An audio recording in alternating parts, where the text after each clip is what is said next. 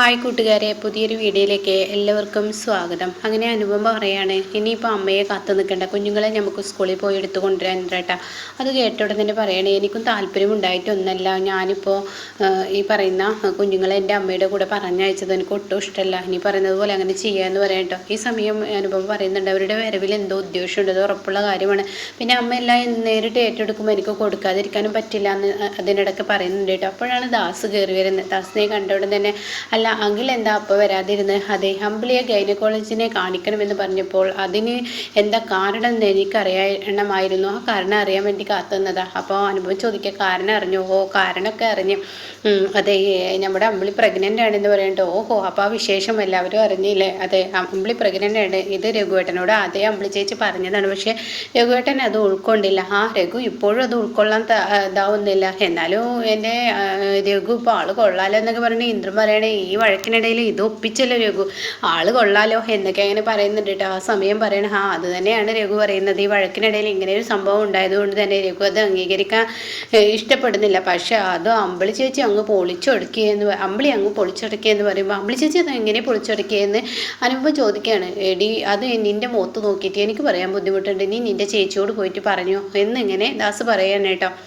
പിന്നീട് കാണിക്കുന്ന വിനയം വീട്ടിലെത്തിയിരിക്കുന്ന രംഗാണ്. വിനയനെ കണ്ടോടെ തന്നെ ഭാനുമ്മ കുഞ്ഞുങ്ങളോട് പറയണ്ടേ, നിങ്ങൾ പുറത്തോട്ട് വരണ്ട, ഞാൻ നിങ്ങളുടെ അച്ഛൻ വന്നിട്ടുണ്ട്, പോയോക്കട്ടെ എന്ന് പറയണേ. അങ്ങനെ വിനയം പറയണേ, ഭാനുമ്മ എൻ്റെ മക്കൾ എവിടെയെന്ന് പറയണേ. അവിടെ ഉണ്ട്, ഞാൻ അച്ഛന് സുഖമില്ല എന്ന് പറഞ്ഞു, പക്ഷേ ഞാൻ അങ്ങോട്ടേക്ക് പോയില്ല, ഐസിയുവിലല്ലേ, വെറുതെ എന്തിനാ പോകാൻ നിൽക്കുന്നത്, ഞാൻ എൻ്റെ മക്കളെ കാണാനും കൂടി വേണ്ടിയാണ് ഇങ്ങോട്ടേക്ക് വന്നത് എന്നൊക്കെ അതിന് പറയുന്നത് കേട്ടോ.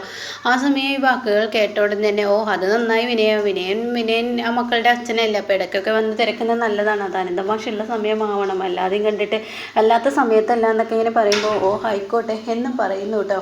ആ സമയം ഈ വാക്കുകളൊക്കെ കേൾക്കുമ്പോൾ എൻ്റെ മക്കളെന്ന് വിളിക്കും ഭാനുമ്മ, അവർക്ക് ഒത്തിരി ചോക്ലേറ്റ് ആയിട്ടാണ് ഞാൻ വന്നിരിക്കുന്നത്. അപ്പോഴേക്കും മക്കളെ കൂട്ടിക്കൊണ്ടുവന്ന് ഭാനുമ്മ കേട്ടോ. അങ്ങനെ മക്കളെ എന്നൊക്കെ പറഞ്ഞ് വിനയന് കുഞ്ഞുങ്ങളെ തൻ്റെ കയ്യിലെടുത്തിട്ട് അവിടെ നിന്ന് കൊണ്ടുപോവാണ് കേട്ടോ. എന്നിട്ട് വിനയൻ വണ്ടിയിലോട്ട് കയറ്റാണ്, ഇതാ മക്കളെ ഇതിലിരുന്ന് കഴിച്ചു എന്ന് പറയണേ. ഇത് കേൾക്കുന്നതിനോട് കൂടിയിട്ട് ഉടൻ തന്നെ ഭാനുമ്മ പറയണേ, എന്തിനാ അതിലിരുന്ന് കഴിക്കുന്നത്? അതിലിരുന്ന് കഴിക്കേണ്ട ആവശ്യമൊന്നുമില്ല, അതിലിരുന്ന് കഴിപ്പിക്കുകയും വേണ്ട എന്ന് പറയുന്നുണ്ട് കേട്ടോ. ആ സമയം അതിൽ ഭയങ്കര ചൂടാണ്. ഇല്ല, എൻ്റെ അടുത്ത് എ സി ഉണ്ട്, എ സി ഉള്ളത് കൊണ്ട് തന്നെ അതൊന്നും വിഷയമല്ല എന്നിങ്ങനെ പറയുന്നുണ്ട് കേട്ടോ. ആ സമയം ഭാനുമ്മക്ക് അത്ര ഇഷ്ടപ്പെടുന്നില്ല. പിന്നെ ആ കുഞ്ഞുങ്ങൾ അതിലിരുന്ന് ഭക്ഷണം കഴിപ്പിക്കണ്ട, എല്ലാം മിഠായി കഴിക്കട്ടെ എന്ന് പറഞ്ഞ് രണ്ടാമത്തെ കുട്ടിയെ അവിടെ കൊണ്ടുപോയി ഇരുത്തുകയാണ് കേട്ടോ. അങ്ങനെ രണ്ട് കുട്ടികളെ എടുത്ത് വിനയൻ അങ്ങ് പോകാൻ ഒരുങ്ങുമ്പോഴേക്കും ഉടൻ തന്നെ, നീ എങ്ങോട്ടാ വിനയ, നീ എന്താ നിൻ്റെ തരികിടക്കളി ഇവിടെ കളിക്കുകയാണ്, പിന്നെ എൻ്റെ മക്കളെ എൻ്റെ വീട്ടിലോട്ട് കൊണ്ടുപോകണ്ടേ? ഇപ്പോൾ ഈ സമയം ആരും നോക്കാനൊന്നും ഇല്ലല്ലോ. ഭാനുമ്മ നോക്കിയിട്ട് നന്നായിക്കണേ, അതൊക്കെ വേറെ കാര്യം, പക്ഷേ എൻ്റെ മക്കളെ ഞാൻ കൊണ്ടുപോകണ്ടേ, അതെൻ്റെ അത്യാവശ്യമാണ്, ഞാൻ കൊണ്ടുപോകുകയാണെന്നൊക്കെ പറയുമ്പോൾ, ഇല്ല വിനയ, ഒരിക്കലും നടക്കത്തില്ല, നീ അങ്ങനെ ഈ ഭാനുമ്മയിൽ നിന്ന് നിൻ്റെ മക്കളെ കൊണ്ടുപോകണ്ട, എല്ലാവരും ഉള്ളപ്പോൾ അനന്തമാഷ ഉള്ളപ്പോൾ ആ സമയം നീ കൊണ്ടുപോയിക്കോ, അപ്പോഴാണെങ്കിൽ തെറ്റില്ല. ഇത് ഭാനുമ്മയെ ഏൽപ്പിച്ച കുട്ടിയെ നീ കൊണ്ടുപോകാൻ അങ്ങനെ സമ്മതിക്കില്ല, അത് നിങ്ങളാണ് തീരുമാനിക്കുക, അല്ലെങ്കിൽ ഞാൻ നിൻ്റെ വണ്ടി അടിച്ച് പൊട്ടിക്കും. എന്നാൽ അത് നടക്കട്ടെ എന്ന് വിനയം പറഞ്ഞിട്ട് ആ ഡോറടക്കാൻ സമ്മതിക്കുന്നില്ലെന്ന് കാണുമ്പോൾ വിനയം ഭാനുമ്മയെ മാറ്റി നിർത്തി ഡോറടക്കുമ്പോൾ വിനയൻ്റെ വണ്ടിയുടെ മുന്നിലോട്ടങ്ങ് ചാടും കേട്ടോ. എന്നിട്ട് വിനയൻ അവിടെ ചെന്നിട്ട് ഭാനുമ്മ പറയണേ, നീ എൻ്റെ ദേഹത്ത് കൂടെ വണ്ടി കയറ്റിയിട്ട് കൊണ്ടുപോടാ, എങ്കിൽ കാര്യം നടക്കുമെന്ന് ഞാൻ നോക്കട്ടെ എന്ന് പറയുന്നുണ്ട്. അപ്പോൾ വിനയനാണെങ്കിലോ തൻ്റെ കയ്യിലൊരു പാക്കുപോലത്തെ സാധനമുണ്ട്, അതിങ്ങനെ കഴിക്കുന്നുണ്ട് കേട്ടോ.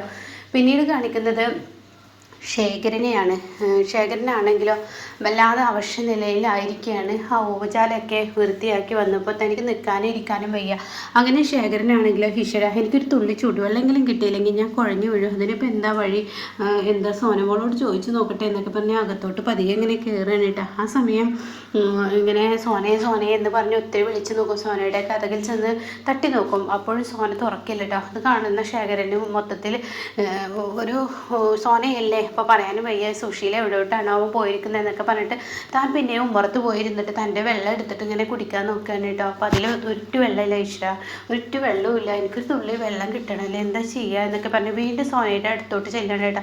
സോനമോളെ എന്ന് പറഞ്ഞ് ഒത്തിരി വിളിക്കുമ്പോൾ അവിടെ സോന കുളിക്കുകയാണെന്ന് ശേഖരൻ മനസ്സിലാക്കുകയാണ്. മോള് കുളിക്കുകയാണല്ലോ, ഇനിയിപ്പോൾ എന്താ ചെയ്യുക, അവളെ കിട്ടാൻ ഇതെല്ലാം ഒരു തുള്ളി വെള്ളം അടുക്കളയിൽ കയറി എടുക്കട്ടെ എന്ന് ഇങ്ങനെ ചിന്തിക്കുമ്പോൾ തൻ്റെ മൂക്കിലോട്ട് ഗ്യാസ്, ആ സമയം സോന അടുപ്പത്ത് ചോറ് വെച്ചിട്ടുണ്ടാവും, അത് തിളച്ച് തൂകുന്നത് കൊണ്ട് തന്നെ ചോറ് ആ വെള്ളം ഗ്യാസിൻ്റെ മുകളിൽ വീഴുന്നത് കൊണ്ട് ഗ്യാസ് ഓഫായിരിക്കുകയാണ് കേട്ടോ. ഈ സമയം അത് ശേഖരൻ്റെ മൂക്കിലോട്ട് മണം വരികയാണ്. ഐശ്വര്യ ഗ്യാസിൻ്റെ ലീക്ക് ഉണ്ടെന്ന് തോന്നുന്നു എന്ന് പറഞ്ഞിട്ട് അകത്തോട്ട് ചെല്ലുമ്പോൾ ഈ ചോറ് തിളച്ച് തൂക്കിയത് കൊണ്ട് തന്നെ ചോറ് പോയത് കാണാൻ കേട്ടോ. ഈ സമയം അയ്യോ ഐശ്വര്യ എന്ന് പറഞ്ഞിട്ട് ആ ചോറ് പെട്ടെന്ന് ഇറക്കി വെക്കുമ്പോഴാണ് കേട്ടോ സുശീല വഴി വരുന്നത്. സുശീലയാണെങ്കിലോ സോനെ സോനെ എന്ന് പറഞ്ഞ് ഒത്തിരി തവണ വിളിക്കണം. അപ്പോൾ ശേഖരൻ ചോറ് പാകമായോ എന്ന് നോക്കാൻ വേണ്ടി കയ്യിലെടുത്ത് അതെടുത്ത് ഇങ്ങനെ നോക്കുന്ന സമയത്ത് സുശീല സോനെ സോനെ എന്ന് പറഞ്ഞിട്ട് സോനയുടെ കഥയിൽ ഒത്തിരി തവണ തട്ടാണ്. എവിടോട്ടാണ് പോയത്, ഇവള് വാതിൽ തുറക്കുന്നില്ലല്ലോ എന്ന് പറഞ്ഞിട്ട് ഇയാൾ എങ്ങോട്ടാണ് പോയതെന്ന് പറഞ്ഞിട്ട് താൻ എന്ത് ചെയ്യുന്നു, പെട്ടെന്ന് അടുക്കളയിലോട്ട് ചെല്ലുമ്പോൾ താൻ കാണുന്ന കാഴ്ച അടുക്കളയിൽ കാണാൻ ശേഖരൻ. അത് കാണുന്ന സുശീലക്ക് അങ്ങ് ദേഷ്യം പിടിക്കണം. അടുക്കളയിലോട്ട് പോകുന്നോ എന്ന് പറഞ്ഞിട്ട് അങ്ങ് സുശീല അങ്ങ് ദേഷ്യം പിടിക്കാനായിട്ട് താൻ എൻ്റെ വീട്ടിലെ അടുക്കളയിൽ നിന്ന് കട്ട് തിന്നാടോ എന്ന് ചോദിക്കുമ്പോൾ അയ്യോ സുശീല ഞാനങ്ങനെ കട്ട് തിന്ന ഒരാളെന്നല്ല, കട്ട് തിന്നാനുമല്ല ഞാൻ വന്നത്. ഇവിടെ ഗ്യാസ് ലീക്കായത് സ്മെല്ല് കേട്ട് ഞാൻ അടുക്കളയിലോട്ട് വന്നതാണ്. ഗ്യാസ് ലീക്കായിട്ടുണ്ട്, ചോറ് തിളച്ച് തൂക്കി. താൻ നുണ പറയുന്നത്, എന്നോടാണോ നുണ പറയുന്നത്, കഞ്ഞി കോരി കുടിക്കാൻ നോക്കിയതാണല്ലേ എന്ന് പറഞ്ഞിട്ട് കഞ്ഞിവെള്ളം എടുത്തിട്ട് ശേഖരൻ്റെ കയ്യിലോട്ട് അങ്ങ് ഒഴിക്കാനിട്ടോ. ഈ സമയം ശേഖരനുണ്ടെങ്കിൽ എന്തിനാ സുശീല നീ എന്നെ ഇങ്ങനെ ചെയ്യുന്നത്, ഞാനൊരു ഇതെന്നൊക്കെ പറയുമ്പോൾ താൻ ഇനി അധികം സംസാരിച്ച് ഇത് മൊത്തത്തിൽ തന്നെ ദേഹത്തോട്ട് വയ്ക്കും, മര്യാദയ്ക്ക് ഇവിടെ നിന്ന് പോയിക്കോ എന്ന് പറയുമ്പോൾ ശേഖരൻ ഇങ്ങനെ കരഞ്ഞും കൊണ്ട് അവിടെ നിന്ന് പോവാണ് കേട്ടോ. ഇതേ സമയം സോനയുടെ കഥക് ചെന്ന് തട്ടാണ്. എടി എടി എടി എന്ന് പറഞ്ഞിട്ട് സോനയെ ഒത്തിരി തവണ വിളിക്കുമ്പോൾ സോന കഥക് തുറക്കാണ്. അയ്യോ എൻ്റെ കുഞ്ഞ് ഉറങ്ങാണ്, ഈ കുഞ്ഞിനെ ഉണർത്താൻ വേണ്ടിയാണ് നിങ്ങൾ ഇങ്ങനെ കിടന്ന ശബ്ദം ഉണ്ടാക്കുന്നത് എന്നൊക്കെ ചോദിച്ച് സോന കഥക് തുറക്കുമ്പോൾ എടി ഈ വീടിൻ്റെ ഉള്ളിലോട്ട് നീ കയറുമ്പോൾ ഈ ഉമ്മറത്തെ വാതിലുണ്ട് കുറ്റിയിട്ട് കയറായിരുന്നില്ല, അതിന് ഉമ്മറത്തെ ഒരാൾ ഇരിപ്പുണ്ടല്ലോ, പിന്നെ എന്തിനാ കുറ്റിയിടുന്നത്, എടി ആ കള്ളൻ തന്നെ എടി അകത്തോട്ട് കയറി ഓരോന്നും എടുക്കുന്നത്, കഞ്ഞി കട്ടുപിടിക്കാൻ അയാൾ വന്നിരിക്കുന്നു, എന്താ അമ്മ ഈ പറയുന്നത്, അതിനെവിടെ ഇവിടെ കഞ്ഞി വെച്ചിരിക്കുന്നത്, ആടി അയാളതാ കഞ്ഞി, അയ്യോ ഈശ്വര ഞാൻ അടുപ്പത്ത് ചോറ് വെച്ചിരുന്നത് മറന്നുപോയല്ലോ, ഈശ്വര ചോറ് എന്തായിട്ടുണ്ടാവും എന്ന് പറഞ്ഞിട്ട് അടുക്കളയിലോട്ട് ഓടി ചെല്ലുമ്പോൾ അടുക്കളയിൽ ഗ്യാസ് ലീക്ക് കേട്ടോ. അയ്യോ ചോറ് തിളച്ച് തൂകി അടുക്കളയിലെ ഗ്യാസ് ലീക്കായിട്ടുണ്ടല്ലോ, ഈ അമ്മ എന്ത് പണിയാണ് ചെയ്തത്, ആ മനുഷ്യൻ എന്നെ രക്ഷിക്കുകയാണ് ചെയ്തത് എന്നൊക്കെ പറയുമ്പോൾ എടി ഇനി ഇതിമ കയറി പിടിക്കണ്ട, ആ മനുഷ്യന് കൊടുക്കേണ്ടത് ഞാൻ കൊടുത്തിട്ടുണ്ട്, എന്താ അമ്മ ചെയ്തത്, കുറച്ച് കഞ്ഞിവെള്ളം അയാളുടെ ദേഹത്ത് വെച്ച് ഈശ്വര പാപം കിട്ടും, എന്തിനാ ഇങ്ങനെയൊക്കെ ചെയ്തത്, സത്യത്തിൽ ആ മനുഷ്യനെ അതിന് എനിക്ക് പറയുമോ ഇങ്ങനെയൊക്കെ ഉണ്ടായെന്ന്. അപ്പോഴേക്കും സോന പറയണേ ഇവിടെ ഗ്യാസിൻ്റെ സ്മെല്ലുണ്ടെന്ന് നമുക്കറിയില്ലേ, അപ്പോൾ അയാൾ രക്ഷിക്കല്ലേ ചെയ്തത്, അയാളത് ഓഫ് ചെയ്തില്ലെങ്കിൽ എന്തായിരിക്കും ഇവിടെ ഉണ്ടാവുക, അതിന് എനിക്കറിയില്ലല്ലോ എന്നൊക്കെ പറഞ്ഞിട്ട് അങ്ങനെയുള്ള സംസാരം തുടരുകയാണ് കേട്ടോ.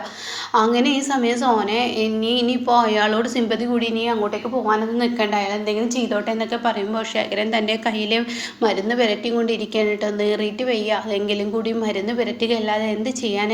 അപ്പോഴേക്ക് സോന പാവം മനുഷ്യൻ എന്നെ രക്ഷിക്കുകയാണ് ചെയ്തത് അങ്ങനെ ഒരു വാക്ക് പറയുമ്പോൾ സുശീലക്ക് ഇഷ്ടപ്പെടുന്നില്ല കേട്ടോ. ഈശ്വര അത് വേണ്ടായിരുന്നു എന്ന് സോനയുടെ മനസ്സിൽ വരുമ്പോഴാണ് സുധൻ ഇങ്ങനെ കയറി വരുന്നത്. സുധനാണെങ്കിലോ ശേഖരനെ കണ്ടപാട് ശേഖരൻ്റെ കയ്യിലിങ്ങനെ മരുന്ന് വരുന്നത്, ഇതെന്താ കയ്യിലെന്താ പറ്റിയത്, ചുടുവെള്ളം പോയതാ എന്ന് പറയാം കേട്ടോ. ചൂടുവെള്ളമാണ്, അതെ നിങ്ങൾക്ക് സുശീലയിലെ കാണേണ്ടത്, നിങ്ങൾ പോയി വിളിച്ചോളൂ എന്ന് പറയണം. ഇതേ സമയം എനിക്ക് വിളിക്കേണ്ട ആവശ്യമൊന്നുമില്ല, പക്ഷേ സുശീലയുടെ വീട്ടിൽ അകത്ത് കയറി ചെല്ലാനുള്ള ആ ഒരു ഇതൊക്കെ എനിക്കുണ്ട് എന്ന് പറയണേ. ഉണ്ടെങ്കിൽ നിങ്ങൾ പോയിക്കോളൂ എന്ന് പറയാം കേട്ടോ.